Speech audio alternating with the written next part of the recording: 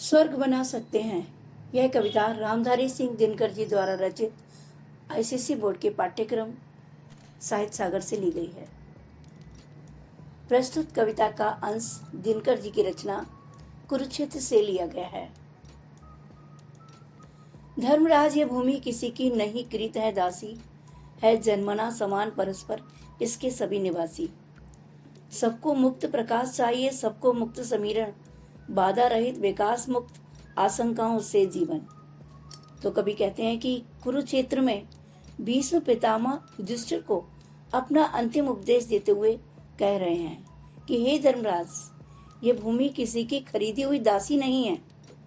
यहाँ जन्म लेने वाले प्रत्येक व्यक्ति का समान अधिकार है और सभी मनुष्य इसके निवासी हैं।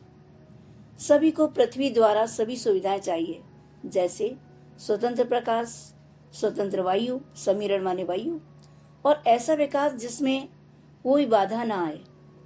मानव के जीवन में अपनी सुरक्षा के प्रति या अपने अधिकारों के प्रति कोई आशंका नहीं होनी चाहिए। लेकिन विघ्न अनेक अभी इस पथ पर अड़े हुए हैं। मानवता की राह रोककर पर्वत अड़े हुए हैं। न्यायोचित सुख सुलभ नहीं। जब तक मानव को चैन कहाँ धरती पर, तब तक शांति कहाँ इस भव को। कवि कहते हैं कि लेकिन अभी अनेक विघ्न बाधाएं हमारे विकास के पथ पर, रास्ते पर अड़ी हुई हैं। बाधाओं के पर्वत मानवता के मार्ग में खड़े हुए हैं, जो मानवता के विकास के मार्ग में बढ़ने नहीं दे रहे हैं।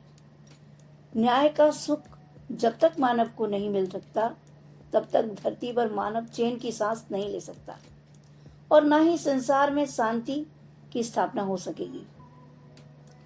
समान न्याय और समान सुविधा मिलना मनुष्य का अधिकार है।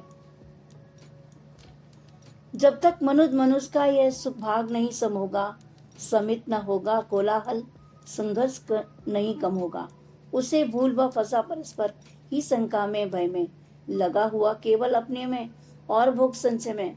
तो कवि कहते हैं कि जब तक मनुष्य में भेदभाव न होकर समानता नहीं आएगी, तब तक संसार में ना तो शोरगुल शांत होगा और ना ही संघर्ष कम होगा।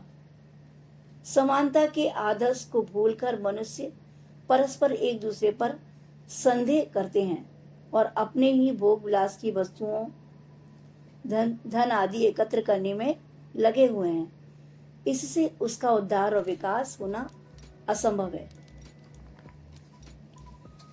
प्रभु के दिए हुए सुख इतने हैं विकीर्ण धरती पर, भोग सके जो उन्हें जगत में कहाँ अभी इतने नर।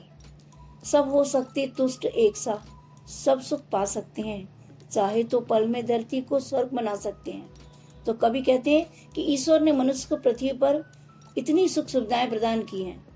चारों तरफ ईश्वर की कृपा बिखरी हुई है। ईश्वर द्वारा सुखों को भोगने के लिए पृथ्वी पर इतने अधिक लोग नहीं हैं। ईश्वर द्वारा इतने सुख साधन है कि सभी मनुष्य संतुष्ट हो सकते हैं और सुख प्राप्त कर सकते हैं। केवल परस्पर प्रेम और सहयोग की आवश्यकता है। यदि हम पृथ्वीवासी चाहें तो परस्पर प्रेम, समानता, परोपकार और अपने अथक परिश्रम द्वारा धरती को स्वर्ग बना सकते हैं। तो यह थी आज की कविता। अगर आपको मेरी कविता पसंद आई है तो लाइक कीजिए, शेयर कीजिए और कमेंट्स भी जरूर कीजिए और मेरे चैनल स्टडी कॉर्नर को सब्सक्राइब कीजिए। Thank you.